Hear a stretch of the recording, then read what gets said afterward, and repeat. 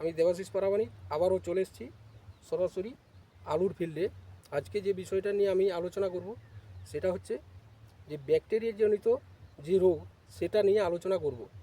ঠিক আছে, তো ব্যাকটেরিয়াজনিত রোগের মধ্যে প্রথমেই বলে থাকছি যে আপনার আলু গাছ দেখবেন খুব ভালো আছে, হঠাৎ দেখলেন গাছটা ঢলে পড়েছে, তারপর 2-3 দিন 4 দিন পর গাছটা পুরোটাই মরে যাচ্ছে।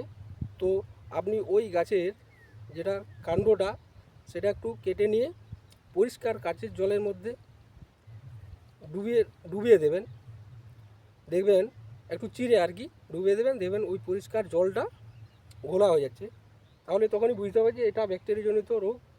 তো এই ধরনের যদি ব্যাকটেরিয়াজনিত রোগটা হয় তাহলে কি করতে হবে, আপনার 3-4 বছর সেই জমিতে আপনার আলু লাগানো চলবে না।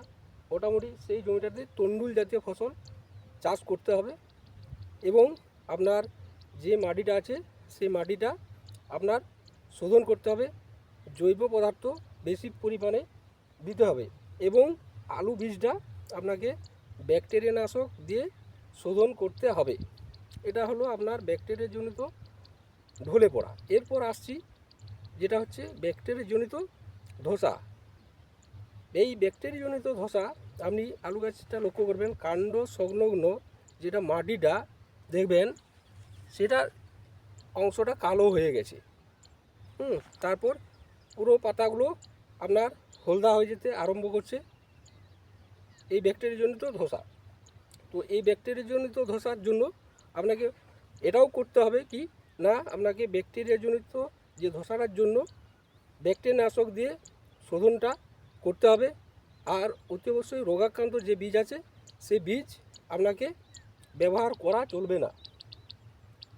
এরপর আসছি আপনার ব্যাকটেরিয়াজনিত যেটা রোগের মধ্যে আরেকটা হচ্ছে যে দেদো রোগ। মানে আপনার আলুর গায়ে গোলাকার খুশকি দাগ। এটা আলু গাছটা দেখলে কিন্তু আপনি বুঝতে পারবেন না, কিন্তু যখন আলুটা করা হয় তখন দেখবেন যে আলুর গায়ে খুশকি দাগ। এর ফলে কী হয় না, আপনার যেটা বাজার দর সেটা কিন্তু কমে যায়।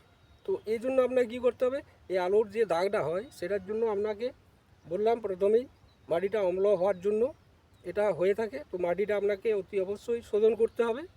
আর যেটা বীজটা এরকম যদি জমিতে হয়ে থাকে তাহলে অতি অবশ্যই 3% বোরিক অ্যাসিড দ্রবণে আপনার আলু বীজগুলোকে শোধন করে নিতে হবে। আজকে যেটা আলোচনা করলাম সেটা হচ্ছে ব্যাকটেরিয়াজনিত যেটা রোগ সেটা নিয়ে আলোচনা করলাম, তার নিরাময়ের জন্য আমি কথাগুলো বললাম। আপনারা এতক্ষণ ভিডিওটা দেখলেন, ভিডিওটা লক্ষ্য করার জন্য অসংখ্য ধন্যবাদ। পরের দিন আবার অন্য কোনো ভিডিও নিয়ে আসবো।